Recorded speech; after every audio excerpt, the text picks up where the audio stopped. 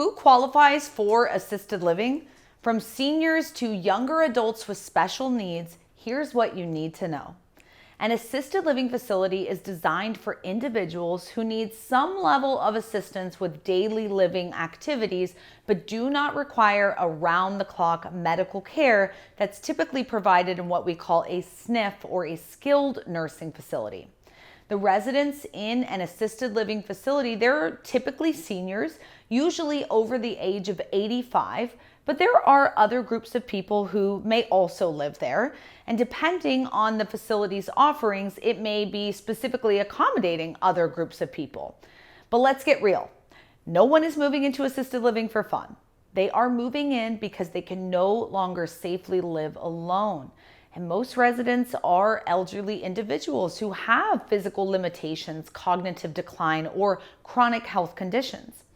They may need help with activities such as bathing, dressing, grooming, and eating, but they still want to maintain a degree of independence. They typically need help with 3 to 5 ADLs, or activities of daily living.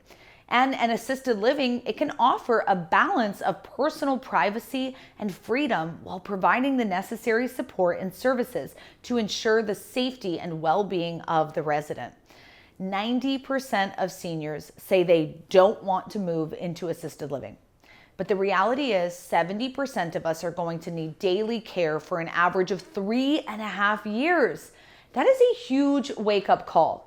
Don't forget to watch this video next, where I break down all of the misconceptions in the assisted living industry. I think you're really gonna love it, so save that one for your next watch. There may be some people who need assisted living, but they're not elderly. And it is the minority population, but those people may have mobility issues from arthritis, a stroke, or injury, and it may require help with basic activities, but they don't need that 24/7 medical care.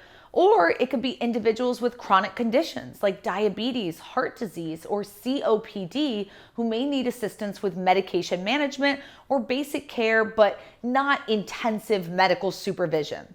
Last but not least, not all seniors need physical care. Some need mental support. They're experiencing brain change, and they may have early stage Alzheimer's, dementia, or cognitive impairments, and they may need to live in assisted living where there are specialized services available to support them. Because living alone can become unsafe for them, and if they're in an assisted living environment, it's usually a designated memory care assisted living home or facility. It can really help them live out their last years the best and most proactively. Your typical resident is a female. Over 70% of the people living in a home are female, and most of them are over 85 years old. But of course, there are some non-typical residents. You may encounter them over the years in this industry, but in summary, assisted living facilities, they're really ideal for people who need help with daily tasks, but don't require the intense medical care provided in a skilled nursing home.